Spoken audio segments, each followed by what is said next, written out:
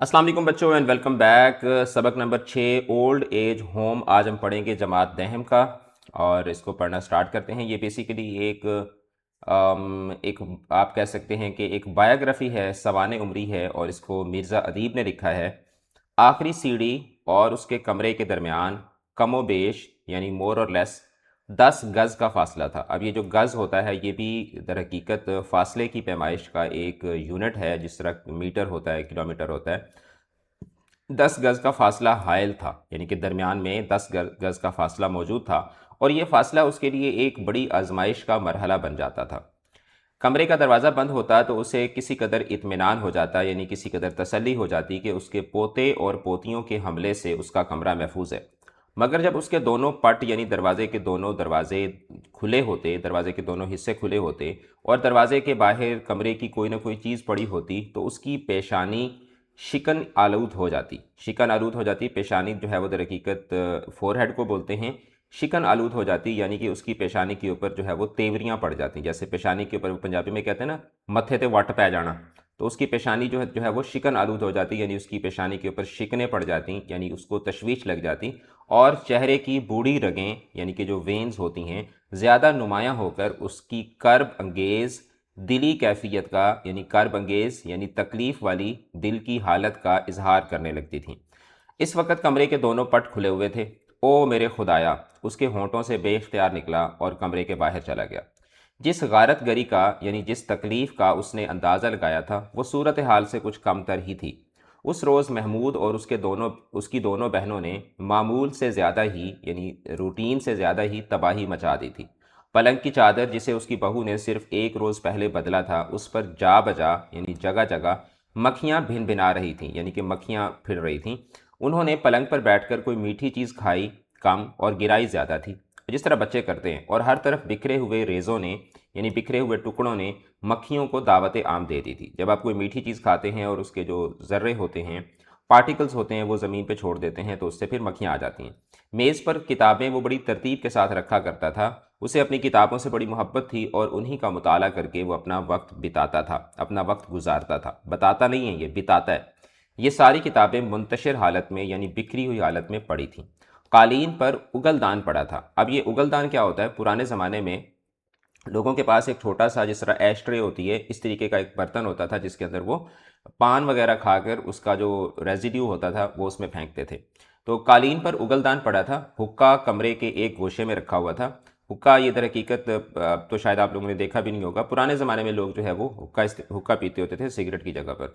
हुक्का कमरे के एक गोशे में यानी एक कोने में रखा हुआ था और कमरे के ऐन वस्त में यानी कमरे के बिल्कुल सेंटर में इस आलम बेचारगी में पड़ा था, यानी यानी आलम बेचारगी में कि जैसे यानी कि बिल्कुल इग्नोर्ड हालत में, नज़रअंदाज किए जाने वाली हालत में पड़ा था कि उसकी चिलम गायब थी। अब चिलम क्या होती है? चिलम दर हकीकत जो ऐसे करके हुक्का होता था और उसके साथ ऐसे करके एक पाइप लगा हुआ होता था और यहाँ पे जो है वो ये उसकी चिलम होती थी जिसमें तंबाकू डाल के रख के उसके ऊपर फिर आग रखा करते होते थे और नीचे यहाँ पर पानी डालते थे और फिर हुक्का यहाँ से पाइप से पिया जाता होता था।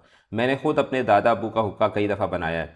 तो उसकी चिलम गायब थी और चिलम के कोयले इधर उधर दिखाई दे रहे थे। पेंशन के लिए घर से जाने से पहले वो धोबी से धुले हुए कपड़े लाकर कुर्सी के ऊपर रख कर गया था और वापस आकर उन्हें अलमारी के खाने में रख देगा। उनमें से कोट निकल कर पलंग पर पड़ा था। महमूद ने ज़रूर उसे पहनकर दादा जान बनने की कोशिश की होगी। अब ये महमूद और उसकी जो बहनें हैं वो दर हकीकत इस बूढ़े आदमी के पोते पोतियाँ हैं। ऐसे में उसका सब्र व करार जवाब दे जाता था और वो खिड़की से मुंह निकाल कर अपनी बहू को बड़े गुस्से से मुखातिब करता था और इस रोज़ भी उसने यही किया था। ज़ैनब, तुम अपने बच्चों को काबू में नहीं रख सकती? ऊपर आकर देखो क्या हालत कर दी है मेरे कमरे की। जिस तरह एक नॉर्मल देसी घर में होता है कि बच्चे जो हैं वो दादा और दादी के चीज़ों के साथ जो है वो छेड़खानियाँ करते रहते हैं। बच्चे अपने जान को घर के अंदर आते देखकर चुपके से खिसक जाते थे, यानी चुपके से भाग जाते थे। इसलिए ज़ैनब उन्हें बेतहाशा बद्दुआएं देने के सिवा और क्या कर सकती थी। मैं क्या करूं बाबा जी, आप इन्हें क्यों नहीं समझा देते? अपनी बहू का ये रवैया उसके लिए हैरान कुन था। वो तो ससुर की गुस्सेली यानी कि गुस्से वाली आवाज़ सुनते ही दरवाजे की तरफ भागती थी और महमूद या उसकी कोई बहन हाथ आ जाती थी तो मार मार कर उसका कचूमर निकाल देती थी, यानी कि वो अपने बच्चों को सही मारती पीटती थी। मगर उस रोज़ उसने एक फ़िक्रा कहकर ही अपनी तरफ से मामला ख़त्म कर दिया था। ماں بچوں کو بہت بد دعائیں دیتی تھی تو اس کا غصہ بھی ذرا دب جاتا تھا، یعنی جب ماں بچوں کو ڈانٹتی تھی تو اس کا بوڑھے آدمی کا غصہ تھوڑا کم ہو جاتا تھا، لیکن اس روز اس نے جس رد عمل کا یعنی جس ریاکشن کا اظہار کیا تھا وہ اسے بڑا غیر مناسب لگا۔ وہ کھڑکی سے پرے ہٹ گیا، اس کی پیشانی زیادہ شکن آلود ہو گئی تھی اور سانس شدید غصے کی حالت میں تیزی سے آنے جانے لگا تھا۔ کیا اس نے بچوں کو شہ دی ہے؟ یعنی شہ دینا یعنی بچوں کو موٹیویٹ کرنا، یعنی بچوں کو جیسے ہوتا ہے نا کہ آپ کسی کے رویے کو ری انفورس کرتے ہیں، یعنی شہ دینا کہ بچوں کو کسی چیز کے اوپر بڑھاوا دینا، بھڑکاوا دینا۔ کیا اس نے بچوں کو شہ دی ہے؟ اس نے خود سے سوال کیا اور وہ نیچے آ گیا۔ زینب نلکے کے نیچے کپڑے دھو رہی تھی۔ زینب، تم نے ان بدتمیزوں کو اتنی کھلی چھٹی کیوں دے رکھی ہے؟ یعنی کہ ان کو اتنی ڈھیل کیوں دے رکھی ہے؟ انہیں کمرے میں جانے ہی کیوں دیتی ہو؟ تمہیں خبر نہیں کہ میرے کمرے کے اندر جا کر وہ کیا کرتے ہیں؟ زینب نے ہاتھ میں ڈنڈا اٹھا رکھا تھا جسے وہ کپڑوں پر مار رہی تھی۔ پرانے زمانے میں کپڑے اسی طرح دھوئے جاتے ہوتے تھے، ابھی تو آٹومیٹک واشنگ مشینز آ گئی ہیں، تو کپڑے جو ہے وہ زمین پہ رکھ کے اور ڈنڈے کے ساتھ پھر اس کی میل اور اس کے داغ نکالا کرتی ہوتی تھیں عورتیں۔ اپنے سسر کے یعنی اپنے فادر ان لا کے الفاظ سن کر اس نے بے دھیانی میں ڈنڈا نلکے پر زور زور سے مار دیا اور چمک کر بولی یعنی کائنڈ آف غصے میں آ کر بولی، یہ میری کمبخت اولاد ہے تو آپ کی کچھ نہیں لگتی؟ زینب اس کے سوال کا کیا جواب دے رہی تھی؟ اس کے الفاظ نے جلتی پر تیلی کا کام کیا۔ جلتی پر تیلی کا کام یعنی کہ جب ایک سچویشن خراب ہو اور اس کو مزید آپ خراب کر دیں، یعنی گیس لائٹ کرنا۔ میری کچھ لگتی ہے یا نہیں لگتی؟ مگر زینب تڑپ اٹھی، فوراً بولی، کچھ نہیں لگتی نا؟ زینب، میں یہ برداشت نہیں کر سکتا کہ میری چیزوں کو اس طرح تباہ کیا جائے، تو میں کیا کر سکتی ہوں؟ پکڑ کر گلے گھونٹ دیں ان کی بہو کو کیا ہو گیا؟ ترکی بترکی یعنی کہ فوراً جواب دے رہی ہے۔ بیٹا بھی اپنے کمرے میں موجود ہے، اسے ضرور صورتحال کا علم ہو چکا ہے، مگر نہ تو باہر آیا ہے نہ بچوں کی معمول کے مطابق سرزنش کی ہے یعنی کہ ڈانٹ ڈپٹ کی ہے۔ اچھا، کچھ کرنا ہی پڑے گا، تم لوگ چاہتے ہو کہ میں گھر سے نکل جاؤں؟ اور وہ تیزی کے ساتھ دروازے سے باہر آ گیا۔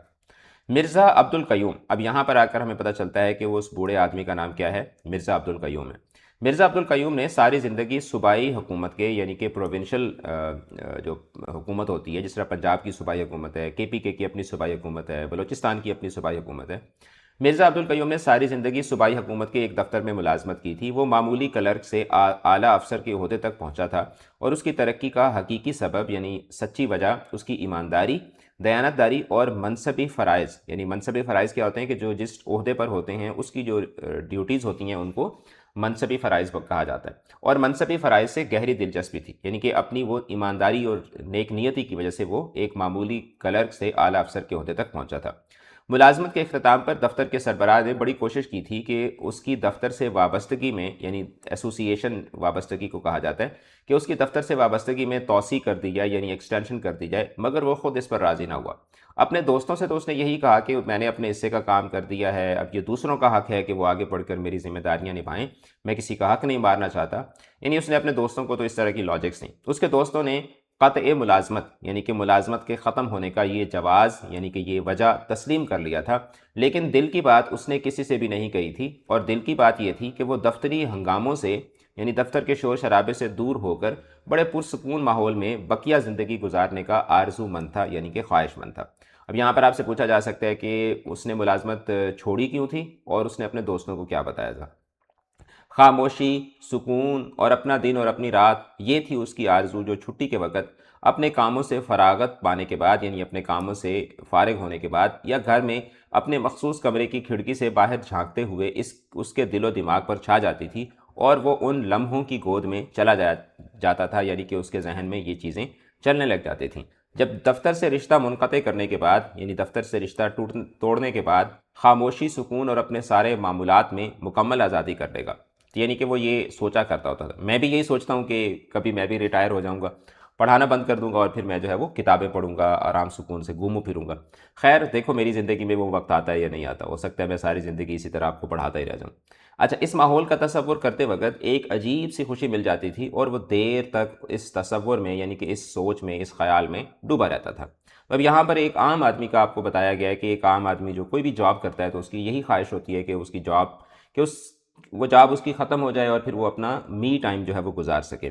پہلے دن جب صبح اٹھ کر اس نے یہ خیال کیا کہ اب سارا دن اس کا اپنا ہے، یعنی اس ریٹائرمنٹ کے بعد جو اس کا پہلا دن تھا، اور اسے کہیں بھی آنا جانا نہیں ہے، کوئی بھی فریضہ ادا نہیں کرنا ہے، تو اس کا دل سرخوشی کی یعنی کہ مستی کی ایک ایسی کیفیت محسوس کرنے لگا، ایک ایسی حالت محسوس کرنے لگا جسے وہ اپنی تمام تگ و دو یعنی اپنی تمام کوشش، اپنی تمام سٹرگل کا حاصل یعنی کہ نتیجہ سمجھتا تھا. یعنی اس کو لگا یار میں نے ساری زندگی جو محنت کی ہے نا، تو اب مجھے اس کا فائنلی ایک رزلٹ یہ مل رہا ہے کہ now I can have free time.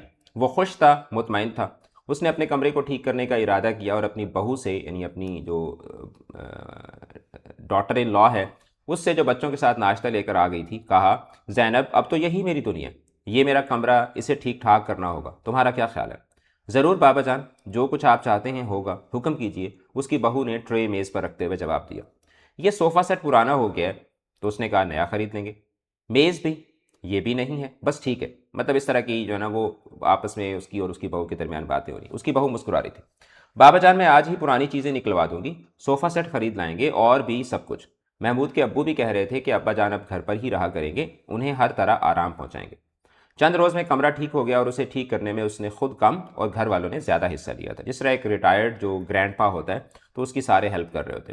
ایک ہفتہ اس انداز میں گزرا جس انداز میں وہ گزارنا چاہتا تھا. دفتر کے پرانے ساتھی اس سے ملاقات کے لیے آتے رہے. اس کا پوتا اور دونوں پوتیاں چائے اور کھانا اس کے کمرے میں ہی پہنچاتے رہے. اس قسم کا ہنگامہ ضرور رہا لیکن اسے یقین تھا کہ یہ سب کچھ عارضی ہے. احباب یعنی دوست آتے ہیں تو آئندہ آنے سے رک جائیں گے. اس کی بہو بچوں کو ڈانٹنے ڈپٹنے میں جو شور کرتی ہے یہ بھی اس وقت کم ہو جائے گا یا بہت حد تک تھم جائے گا یعنی رک جائے گا جب وہ ان کی ماں کو سمجھا دے گا کہ بچوں کے ساتھ مادرانہ شفقت کا یعنی کہ جو میٹرنل لو ہوتا ہے اس کا رویہ اختیار کرے. بچے اوپر آتے ہیں اپنے جوتوں کے ساتھ اندر آ کر قالین خراب کر دیتے ہیں تو یہ بھی کوئی ایسی بات نہیں ہے. وہ انہیں بتا دے گا کہ اوپر میرے کمرے میں آؤ تو جوتے اتار کر آؤ. یعنی انیشیلی اس کو لگا کہ اچھا جو چھوٹے موٹے مسئلے آ رہے ہیں تو یہ ایونچولی یہ ختم ہو جائیں گے and then I finally have peace. 3 ہفتے بیت گئے یعنی 3 ہفتے گزر گئے اور پھر اس کے ذہن میں اندیشہ ہائے دور دراز. یعنی جو اندیشہ ہائے دور دراز کا کیا مطلب ہوتا ہے کہ جو آپ ایک فورسیبل پرابلمس ہوتے ہیں، اندیشہ پرابلم کو بولتے ہیں. اندیشہ ہائے دور دراز کے وہ جو آپ نا مطلب آگے کا سوچنے لگ جاتے ہیں اور اپنے فیوچر کو لے کر، اپنے مستقبل کو لے کر یو اسٹارٹ گیٹنگ وریڈ. تو یہ اس کو کہا جاتا ہے اندیشہ ہائے دور دراز یعنی آنے والے وقت کی فکر. تو اس کے ذہن میں اندیشہ ہائے دور دراز اپنا سایہ ڈالنے لگے یعنی اس کے ذہن کے اندر جو ہے وہ مستقبل کو لے کر پریشانیاں آنے لگیں. اس نے سوچا تھا کہ دفتر کے کچھ لوگ آتے ہیں تو اظہار محبت کے لیے آتے ہیں، آخر کب تک یہ اظہار ہوتا رہے گا. مگر اتنی مدت صبر سے کام لینے کے بعد اس نے محسوس کیا کہ یہ سلسلہ بڑھتا ہی چلا جا رہا ہے. پہلے اس کے پرانے اور نئے ساتھی محض اسے اس کے شاندار کیریئر پر مبارکباد دینے کے لیے آتے تھے اور اب وہ اس سے ہدایات لینے کے لیے آنے لگے تھے. سر ایسے کاغذات کن فائلوں میں رکھے جاتے ہیں؟ بڑے افسر کے ہاں جا کر سوال کس طرح کرنا چاہیے؟ یہ لوگ عام طور پر یہی سوال کرتے تھے اور وہ جواب دے دے کر بور ہو جاتا تھا یعنی کہ تنگ آ جاتا تھا. اس سے بڑی کوفت بولتے ہیں تکلیف کو یعنی کہ پریشانی کو، جھنجھلاہٹ کو. اس سے بڑی کوفت اسے اپنے پوتے اور پوتیوں سے ہونے لگی تھی. وہ سیر و تفریح کی خاطر کسی سے ملاقات کے لیے، کوئی چیز خریدنے کے لیے گھر سے باہر نکلتا تھا تو بچے اسکول سے واپس آ کر گھر میں ہوتے تھے تو بے تکلف یعنی کہ بغیر کسی شرم کے اس کے کمرے میں آ جاتے تھے اور طوفان بدتمیزی مچا دیتے تھے یعنی چیزوں کو الٹ پلٹ کر دیتے تھے. چیزوں کی بے ترتیبی دیکھ کر اسے دکھ ہونے لگا تھا. اپنے کمرے میں تباہی پر اسے ہر بار ذہنی کوفت ہوتی تھی یعنی کہ اس کو مینٹل ٹارچر ہوتا تھا. مگر جب اس کی بہو بچوں کو بری طرح ڈانٹ ڈپٹ دیتی تھی بلکہ کسی نہ کسی کی پٹائی بھی کر دیتی تھی اور اس کا بیٹا بھی اگر گھر میں ہوتا تو اس ڈانٹ ڈپٹ میں حصہ لینے سے باز نہیں رہتا تھا تو اس کا غصہ کسی قدر یعنی کسی حد تک ہلکا ہو جاتا تھا اور وہ آہستہ آہستہ نارمل حالت میں آ جاتا تھا. مگر اس روز تو ان دونوں نے ایسا رویہ اختیار کر لیا جو اس کے لیے ناقابل برداشت تھا.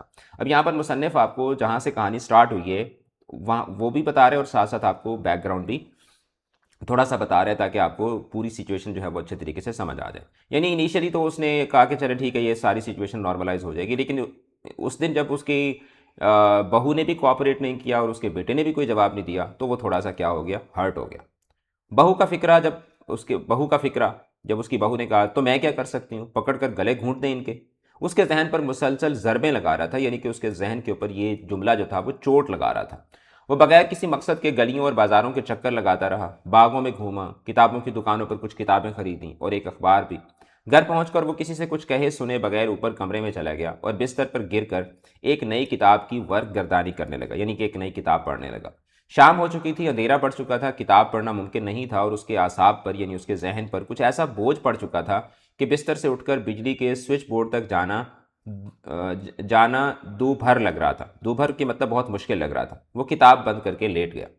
بہو اور بیٹے کی بے نیازی یعنی بے نیاز ہونا یعنی کہ نظر انداز کرنا، ٹھیک ہے، ان ڈفرینٹ بیہیویئر یعنی کہ آپ اس کو بدتمیزی بھی کہہ سکتے ہیں۔ بہو اور بیٹے کی بے رخی، اس کا بہترین جو ہے وہ سینونیم بنے گا بے رخی، یعنی مترادف اس کا۔ بہو اور بیٹے کی بے رخی اسے یاد آئی، اور وہ اپنے وہ الفاظ بھی جو اس نے اپنے گھر سے نکلتے وقت اپنی بہو سے کہے تھے، اب کچھ کرنا ہی پڑے گا، تم لوگ چاہتے ہو کہ میں گھر سے نکل جاؤں، تو یہ جو یعنی کہ ایک طرح کے سے دھمکی دے کر گیا تھا، تو وہ بھی اس کے ذہن کے اندر آ رہی تھی۔ مگر میں کیا کر سکتا ہوں، اپنے آپ سے وہ بات کر رہے ہیں، کہاں سر چھپاؤں، جا کر کدھر جا سکتا ہوں؟ یہ سوچ کر اس پر ایک گہری افسردگی یعنی کہ ایک اداسی طاری ہو گئی۔ اس نے اپنی آنکھیں بند کر لیں، اچانک اس کی بند آنکھوں پر کسی نرم سی شے نے مس کیا، یعنی کہ کوئی اس کی آنکھوں پر نا اس کو ایک ٹچ سا محسوس ہوا۔ مس کیا مطلب کہ اس کی آنکھوں کو کسی چیز نے ٹچ کیا۔ اس نے آنکھیں کھول دیں، کمرے میں روشنی پھیلی ہوئی تھی اور اس کی بڑی پوتی کلثوم پاس کھڑی مسکرا رہی تھی۔ دادا ابو سو گئے تھے آپ؟ کیوں آئی ہو یہاں؟ وہ گرجا، مطلب گرجنے کا مطلب ہوتا ہے کہ اس نے غصے میں کہا۔ بچے کی آنکھوں میں جو میٹھی سی معصومانہ جھلک تھی فی الفور یعنی فوراً غائب ہو گئی۔ دادا ابو، وہ آگے کچھ نہ کہہ سکی۔ کیا ہے؟ وہ دوبارہ گرجا۔ وہ دادا ابو کھانا نہیں، بھوک نہیں ہے مجھے، بھاگ جاؤ فوراً۔ کائنڈ آف وہ تھوڑا سا بڈھا جو ہے وہ اب غصے میں۔ کلثوم کمرے سے باہر جانے لگی۔ جب وہ کمرے میں آیا تھا تو اس نے ادھر ادھر نظر نہیں ڈالی تھی، آتے ہی بستر پر گر پڑا تھا۔ اب اس نے دیکھا کہ کمرے کی صفائی ہو گئی ہے، مگر کتابیں بدستور کہ کتابیں ابھی بھی منتشر ہیں یعنی کہ بکھری ہوئی ہیں۔ جاہل عورت! وہ اپنی ان پڑھ بہو کو جاہل سمجھتا تھا۔ اس کے بیٹے نے محبت کی شادی کی تھی اور وہ شروع ہی سے بہو کو پسند نہیں کرتا تھا، اگرچہ وہ اس کے آرام کا ہر طرح سے خیال رکھتی تھی۔ چند منٹ بعد بہو اور بیٹا آ گئے۔ بابا جان کھانا کھا لیجئے نا، یہ اس کی بہو کے الفاظ تھے۔ نہیں، کیا جو دیا بھوک نہیں ہے، کیوں پریشان کرتے ہو مجھے؟ مگر ابو آپ نے تو دوپہر کا کھانا بھی نہیں کھایا، اس کا بیٹا بولا۔ باپ نے خشمگین نظروں سے یعنی کہ ایک جس طرح آپ کی آنکھوں میں تھوڑا سا غصہ ہوتا ہے، تھوڑی سی پریشانی ہوتی ہے، تو ایک اداس نظروں سے، غصے والی نظروں سے بیٹے کو دیکھا اور بیٹے نے نظریں جھکا لیں۔ کچھ اور اصرار کرنے کے بعد یعنی تھوڑی اور ضد کرنے کے بعد وہ دونوں مایوس ہو کر چلے گئے۔ ان کے جانے کے بعد اس نے پھر کتاب اٹھائی، لیکن آدھا صفحہ پڑھ کر ہی اسے چھوڑ دیا۔ سرہانے کے اوپر یعنی تکیے کے اوپر اخبار بھی کھلا ہوا پڑا تھا۔ کتاب ایک طرف رکھ کر اس نے اخبار اٹھا لیا۔ وہی دہشت ناک خبریں تھیں جو اخباروں میں نمایاں طور پر چھپتی ہیں۔ یکایک یعنی اچانک اس کی نگاہ ایک اشتہار پر پہنچ کر رک گئی۔ اس اشتہار میں امریکی طرز پر یعنی امریکن سٹائل میں ایک اولڈ ایج ہوم کے قیام کی خوشخبری سنائی گئی تھی، اور ان بوڑھے مردوں اور بوڑھی عورتوں کو اس ہوم کے مالک احمد جاوید سے ملنے کو کہا گیا تھا، جو بڑھاپے میں پرسکون زندگی بسر کرنے کے آرزومند ہیں۔ نیچے احمد جاوید کا پتہ درج تھا۔ اس نے سانس روک کر یہ خبر پڑھی۔ یہ تو بہت ہی اچھی خبر ہے، اس نے اپنے آپ کو مخاطب کر کے کہا، اور اخبار کو لپیٹ کر تپائی کے اوپر، تپائی کیا ہوتی ہے؟ وہ جو آپ کا اوپر والی رضائی ہوتی ہے، تپائی کے اوپر رکھنے سے بیشتر وہ 3 بار اس اشتہار کو پڑھ چکا تھا۔ صبح اس کی بہو ناشتہ لے کر آئی۔ بابا جی خدا کے لیے انکار نہ کریں۔ بہو نے یہ الفاظ بڑی لجاجت سے یعنی بڑے پیار سے، جب آپ کسی کو منانے کے لیے جو آپ کا سٹائل ہوتا ہے نا، تو منانے والے انداز میں کہے تھے۔ اس نے بہو کے ہاتھ سے ٹرے لے لی اور اپنے سسر کو بڑی ممنونیت سے یعنی بڑے پیار سے وہ اس کی بہو جو تھی وہ دیکھنے لگی۔ جلدی جلدی ناشتہ کرنے کے بعد اس نے لباس تبدیل کیا اور احمد جاوید سے ملاقات کے لیے روانہ ہو گیا۔ احمد جاوید کی عمر 50-55 سے کم نہیں تھی، مگر بڑا چاق و چوبند یعنی کہ بڑا الرٹ، بڑا ہیلدی دکھائی دیتا تھا۔ لباس فیشن کے مطابق، چوڑی پیشانی اور آنکھوں میں ذہانت کی چمک۔ بڑی خوشی سے اس نے خیر مقدم کرتے ہوئے یعنی استقبال کرتے ہوئے اسے اپنی کوٹھی کے ڈرائنگ روم میں بٹھایا، نام وغیرہ پوچھا، حالات دریافت کیے، اور جب اس نتیجے پر پہنچا کہ جس شخص سے وہ ملاقات کر رہے ہیں وہ ہوم میں داخل ہونے کے لیے یعنی کہ اس اولڈ ایج ہوم میں داخل ہونے کے لیے بے قرار ہے یعنی ریسٹلیس ہے، تو بولا، مجھے آپ کی تشریف آوری پر یعنی آپ کے آنے پر بہت خوشی ہوئی ہے۔ آپ کی خواہش کی تکمیل کر کے یعنی آپ کی تمنا پوری کر کے مجھے اور خوشی ہوگی۔ میں نے اپنی زندگی کا ایک اچھا خاصا حصہ امریکہ میں گزارا ہے۔ اس کی کچھ چیزیں مجھے پسند نہیں آئیں، کچھ پسند آئی ہیں، اور ایک چیز جو بہت زیادہ پسند آئی ہے وہ اولڈ ایج ہوم کا سسٹم یعنی کہ نظام ہے۔ میں کئی بار اس قسم کے ایک ہوم میں گیا تھا اور وہاں رہنے والوں کو بہت مسرور یعنی کہ بہت خوش اور مطمئن پایا تھا۔ سچ کہتا ہوں، ان کے چہروں پر جو مجھے خوشی نظر آئی، جو سکون نظر آیا تھا، وہ قابل رشک تھا۔ یعنی کہ وہ قابل رشک کیا ہوتا ہے کہ جس کو دیکھ کر آپ کو رشک آتا ہے، کہ جس کو دیکھ کر آپ کو بہت اچھا لگتا ہے، جیسے ہوتا ہے کہ آپ کو you feel kind of envious about that۔ Ahmed Javed نے ذرا رک کر اپنے ملاقاتی کا غور سے چہرہ دیکھ کر اس کے رد عمل کو بھانپنے کی یعنی کہ جانچنے کی، سمجھنے کی کوشش کی تھی۔ یہ رد عمل اس کی منشا یعنی اس کی خواہش کے عین مطابق تھا۔ میں نے قیام امریکہ کے دوران ہی اپنے ہاں اولڈ ایج ہوم بنانے کا ارادہ کر لیا تھا۔ میرے محترم، آپ اس حقیقت سے بخوبی واقف ہوں گے، یعنی اچھی طرح واقف ہوں گے کہ سن رسیدہ یعنی کہ بوڑھے افراد کو بڑے سکون کی ضرورت ہوتی ہے، اور یہ ان بیچاروں کو نہیں ملتا۔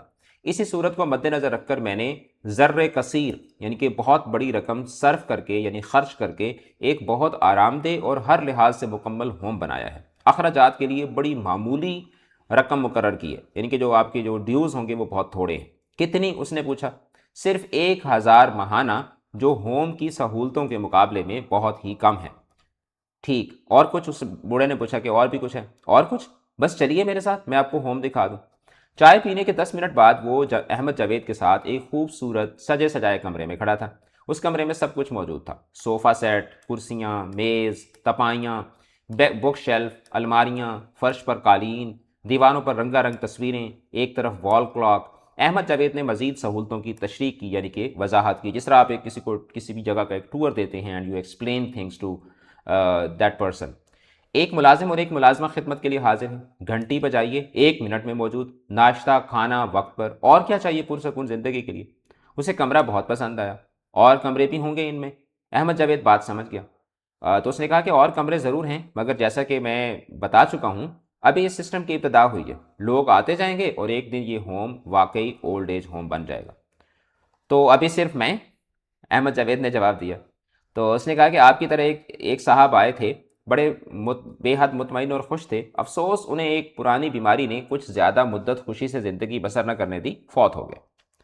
اس دن دوسرے پہر یعنی آفٹر نون کے ٹائم وہ اپنی کتابیں ترتیب کے ساتھ رکھنے، کمرے کے فرنیچر کا اچھی طرح جائزہ لینے، نوکر اور نوکرانی سے تعارف ہونے میں گزر گیا۔ نوکر کا نام بخشو تھا اور نوکرانی رشتے میں اس کی خالہ تھی جس کا نام حاجرہ تھا۔ حاجرہ نے بڑے سلیقے سے چائے کی ٹرے اس کے سامنے تپائی پر رکھی تھی اور خود مؤدب ہو کر اس کے ایک طرف کھڑی ہو گئی تھی۔ تپائی جیسے ایک پفی نہیں ہوتا بیڈ کے ساتھ ایک چھوٹا سا جو ایک ٹیبل پڑا ہوتا ہے، ایک طرف وہ کھڑی ہو گئی بڑے خود مؤدب ہو کر یعنی بڑے ادب کے ساتھ۔ بس جاؤ جی، اور جی کوئی حکم؟ نہیں کوئی نہیں۔ تو پھر اس نے سوچا کتنی تربیت یافتہ نوکرانی ہے۔ اسے اپنی بہو یاد آ گئی جو اس کے ایک مرتبہ کہنے پر اول تو چائے بھیجتی ہی نہیں تھی، 2-3 بار کہتا تھا تو کوئی بچہ چائے لے کر آ جاتا تھا جو کافی ٹھنڈی ہوتی تھی، 2-3 گھونٹ بھر کر وہ پیالی ہاتھ سے رکھ دیتا تھا، اور جب سیر کے لیے باہر جاتا تھا تو کسی ریسٹوران میں بیٹھ کر خوشگوار ماحول میں چائے پی لیتا تھا۔ چائے پینے کے بعد اس نے کھڑکی کا پٹ یعنی کھڑکی کا جو دروازہ ہوتا ہے وہ کھول کر فضا میں دیکھا۔ نہ جانے کیا بات تھی کہ اس روز فضا کچھ بدلی بدلی لگتی تھی۔ ہوا کے ٹھنڈے ٹھنڈے جھونکوں نے اس کے ماتھے کو چھوا تو اسے ایک نئی لذت کا یعنی کہ ایک نئے مزے کا احساس ہوا۔ خواہ اتنا وقت اس منحوس گھر میں بتایا، کاش اس ہوم کا علم ریٹائرمنٹ کے وقت ہی ہو جاتا، تو یہ اس نے سوچا۔ اس نے سرد ہوا میں لمبا سانس لے کر سوچا۔ شام کو کمرے سے باہر نکلا اور سیر کو روانہ ہو گیا۔ گھنٹہ بھر ادھر ادھر گھومنے کے بعد کمرے میں آ گیا۔ احمد جاوید کرسی میں بیٹھا اس کا منتظر تھا۔ ویلکم سر، تعظیماً یعنی کہ ادب کے ساتھ اس نے اٹھ کر کہا۔ شکریہ، میں صرف یہ پوچھنے حاضر ہوا ہوں کہ کسی قسم کی دقت، کوئی تکلیف؟ احمد جاوید نے کرسی میں بیٹھتے ہوئے کہا، جی بالکل نہیں، بہت خوش ہوں۔ آپ یہاں ہمیشہ خوش ہی رہیں گے، جلد ہی ایک صاحب آ جائیں گے تو تنہائی نہیں رہے گی۔ کوئی صاحب آنے والے ہیں؟ اس کا سوال تھا۔ جی ہاں، انہیں بھی بڑھاپے میں سکون کی تلاش ہے، جلد اپنے معاملات نمٹا رہے ہیں، یعنی اپنی چیزوں کو سیٹل ڈاؤن کر رہے ہیں، وائنڈ اپ کر رہے ہیں۔ بڑے خوش مزاج آدمی ہیں، امریکہ میں بھی کئی سال گزار چکے ہیں، یہ آپ کے ساتھ ہی بنیں گے۔ بہت خوب۔ اور احمد جاوید شب بخیر یعنی گڈ نائٹ کہہ کر چلا گیا۔ رات کا کھانا آیا، سادہ کھانا تھا مگر مزیدار۔ کھانا کھا کر اس نے چائے منگوائی اور اس سے فارغ ہو کر کچھ دیر ایک کتاب کا مطالعہ کیا اور بستر پر لیٹ گیا۔ یہی سکون ہے جس کی مجھے تلاش تھی، خوش قسمت ہوں کہ میرا خواب پورا ہو گیا۔ وہ جب تک جاگتا رہا ایسے ہی خوش آئند یعنی کہ اچھے تصورات اس کے ذہن پر چھائے رہے، پھر وہ سو گیا۔ صبح اٹھا تو اس کا جی بے اختیار چاہا کہ گنگنائے، خدا جانے یہ کس کو دیکھ کر دیکھا ہے دنیا کو، کہ جو شے ہے نگاہوں کو حسین معلوم ہوتی ہے۔ تو یہ شعر بندہ اس وقت پڑھتا ہے جب انسان کو سب کچھ اچھا لگ رہا ہوتا ہے۔ دوسرا مصرع وہ بار بار گنگناتا رہا، ملحقہ یعنی کہ اٹیچڈ غسل خانے میں وہ نہایا دھویا، نکلا تو چائے کی ٹرے تپائی پر پڑی ہوئی تھی۔ یہ سہولت اس منحوس گھر میں کہاں تھی؟ چائے پی کر وہ کھڑکی میں جا کھڑا ہوا۔ فضا میں روشنیاں اترتی چلی جا رہی تھیں، بازاروں اور سڑکوں پر زندگی جاگ اٹھی تھی۔ بچے دو دو تین تین کی ٹولیوں میں مدرسوں کو جا رہے تھے۔ اسے اپنے پوتوں اور پوتیوں کا خیال آیا، بدتمیز کہیں کے، اور وہ کھڑکی سے الگ ہو گیا۔ سکون کے دن تھے، سکون کی راتیں تھیں، اور وہ خود کو ایک ایسا پنچھی یعنی کہ ایسا پرندہ محسوس کرتا تھا جو پنجرے کی قید سے رہائی پا کر فضا کی وسعتوں میں، یعنی فضا کی یعنی کھلی فضاؤں میں پوری آزادی کے ساتھ اڑ رہا ہو۔ ایک ہفتہ بیت گیا، یعنی ایک ہفتہ گزر گیا، ایک اور ہفتہ بیتا، اور شام کی چائے پی کر سیر کے لیے نکلنے ہی والا تھا کہ اماں ہاجرہ نے اوپر آ کر اس سے اطلاع دی کہ آپ کے گھر والے آئے۔ کیا ہے؟ آ گئے ہیں تو ہوا کیا ہے؟ مجھے واپس لے جانے سے تو رہے، چلے جائیں گے تھوڑی دیر بیٹھ کر، بلا لو۔ اس کا بیٹا، بہو اور پوتا اور پوتیاں آ گئیں۔ بہو نے پھل کی ٹوکری اٹھا رکھی تھی۔ السلام علیکم ابو، السلام علیکم بابا جی، دادا جان، السلام علیکم، آوازیں بلند ہوئیں، جس طرح جب کوئی فیملی ریلیٹیوز آتے ہیں تو وہ سارے سلام کرتے ہیں۔ اس نے سر کی جنبش سے، یعنی سر کی حرکت سے جواب دیا اور ہاتھ کے اشارے سے بیٹھنے کا کہا۔ میاں بیوی صوفے پر اور بچے نیچے بیٹھ گئے۔ ابو آپ یہاں خوش ہیں؟ اس کے بیٹے نے سوال کیا۔ بہت خوش ہوں، بہت مطمئن ہوں۔ اچھا، بڑی اچھی بات ہے، ہمیں دکھ ہے کہ آپ کو خوش اور مطمئن نہیں کر سکتے تھے۔ بیٹے کے لہجے میں دبا دبا سا دکھ تھا، یعنی ہلکا ہلکا دکھ تھا۔ بابا جی اسے کیا کہتے ہیں؟ بہو نے پوچھا۔ Old age home. اولڈ مطلب اس کے، یعنی یہ جو ہے نا، یہ اس کا مطلب ہے کہ وہ ابھی پورا نام نہیں لے پائی، بہو کی زبان پر پہلا لفظ ہی نہ آ سکا، پڑھی لکھی نہیں تھی نا۔ یہ ہوتا کیا ہے بابا جی؟ اس نے گلو خلاصی کے لیے، گلو خلاصی کے لیے کہ مطلب جب آپ بات نہیں کرنا چاہ رہے ہوتے اور بس آپ بات کو ختم کرنا چاہ رہے ہوتے، اس نے گلو خلاصی کے لیے دونوں ہاتھ لہرائے۔ تم نہیں سمجھ سکتی۔ بیٹے نے باپ کو پھل کی ٹوکری دی۔ مجھے یہاں کسی شے کی کمی نہیں ہے، سب کچھ مل جاتا ہے، لے جاؤ بچوں کے لیے۔ نہیں ابو، یہ آپ کے لیے لائے ہیں۔ باپ نے بیٹے کی طرف ٹوکری بڑھا دی۔ اس دوران میں بچوں نے ایک لفظ بھی زبان سے نہ نکالا۔ دادا محمود کی طرف دیکھتا تھا تو فوراً اپنا سر جھکا لیتا تھا۔ یہی حال اس کی بہنوں کا بھی تھا۔ کتنی چالاکی سے تمیز داری کا ڈرامہ کر رہے ہیں، یہ سوچ کر وہ خود ہی مسکرا پڑا۔ گھر کی باتیں ہوتی رہیں، کون کون اسے ملنے کے لیے گھر آیا اور اسے کیا بتایا گیا، ہمسایوں کے سامنے اس کے بارے میں کیسی کیسی غلط بیانی کی گئی، یہ سب کچھ اسے بتایا گیا۔ خبردار کسی کو بھی یہاں کا علم نہ ہو، اس نے تاکیداً کہا، یعنی تاکید کرتے ہوئے کہا۔ جی ابو، ہم نے کسی کو نہیں بتایا، آپ نے جو کہہ دیا تھا۔ ٹھیک ہے۔ وہ جانے لگے تو بیٹے نے ایک بڑا سا لفافہ باپ کے ہاتھ میں دے دیا۔ یہ وہ خط تھے جو اس کے نام اس کی عدم موجودگی میں، یعنی اس کی غیر موجودگی میں آئے تھے۔ اس کے چلے جانے کے بعد اس نے لفافے سے خط نکالے اور ایک کو پڑھنے لگا۔ ایک خط کتابوں کی ایک دکان سے آیا تھا جس میں اسے نیو ارائیولز کے بارے میں اطلاع دی گئی تھی۔ جب آپ کسی بھی بک سینٹر یا کسی بھی یعنی اس طرح کی جگہ کی آپ کے پاس سبسکرپشن ہوتی ہے تو ان کے پاس جب بھی کوئی نیا سٹاک آتا ہے تو وہ آپ کو اس کے حوالے سے پرانے زمانے میں خط بھیجا کرتے ہوتے تھے۔ اب تو ای میلز آ جاتی ہیں ڈفرینٹ کمپنیز کی طرف سے، اگر آپ نے ان کو سبسکرائب کیا وہ، یا پھر وہ جس طرح آپ کو ڈفرینٹ جو گارمنٹس یا اس طرح کی شاپس ہوتی ہیں تو ان کے آپ کو میسیجز وغیرہ آتے ہیں۔ دوسرا خط اس کے پرانے دفتر کی یونین کے سیکٹری کی طرف سے تھا، یعنی دفتروں کی ڈفرینٹ یونینز بنی ہوئی ہوتی ہیں نا، تو اس کے آفس کی طرف سے ایک خط تھا جس میں اسے درخواست کی گئی تھی کہ وہ اپنے پرانے ساتھی فیروز دین کی الوداعی پارٹی میں شامل ہو کر ممنون فرمائے، یعنی کہ شرکت کرے۔ دو دوستوں میں اس کے دوستوں نے اپنے بیٹوں کی شادی پر اسے مدعو کیا تھا۔ کتابوں کی دکان والا خط اس نے تکیے کے نیچے رکھ دیا اور باقی پھاڑ کر ردی کی ٹوکری میں ڈال دیے، یعنی ڈسٹ بن میں ڈال دیے۔ اب میرا ان لوگوں سے کیا تعلق واسطہ؟ ایک مہینہ گزر گیا، نوکر اور نوکرانی نے اپنی ذمہ داریوں میں کبھی کسی قسم کی بے قاعدگی نہیں کی تھی، مگر اس روز صبح کی چائے 6 بجے کی بجائے 7:30 بجے ملی۔ معاف کرو بابا جی، ہاجرہ نے خود ہی کہنا شروع کیا، چائے دیر سے ملی، دیر سے جو آئی ہوں۔ اچھا، اس نے ہاجرہ کے الفاظ کو کوئی اہمیت نہیں دی تھی۔ وہ جی بیمار ہو گیا تھا۔ کون بیمار ہو گیا تھا؟ اس نے یوں ہی سوال کر دیا اور چائے کا کپ ہونٹوں سے لگا لیا۔ جی وہ میرا پوتا جی، بڑی فکر ہے جی، بیمار ہی چھوڑ کر آئی ہوں، میرا دھیان اسی میں لگا ہوا ہے، دعا کریں بزرگ ہیں ٹھیک ہو جائے۔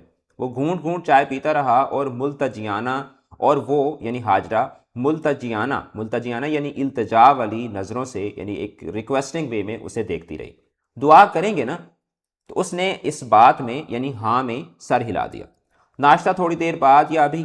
ہاجرہ نے ٹرے اٹھاتے ہوئے پوچھا۔ تھوڑی دیر بعد، اور وہ یہ الفاظ سن کر چلی گئی۔ جب وہ کھڑکی کی طرف جا رہا تھا تو اسے اپنے پوتے کا خیال آیا اور اس کے ساتھ ہی پوتے اور پوتیوں کے چہرے اس کے سامنے آ گئے۔ اس روز کتنے مؤدب ہو کر یہاں بیٹھے تھے، وہ مسکرانے لگا۔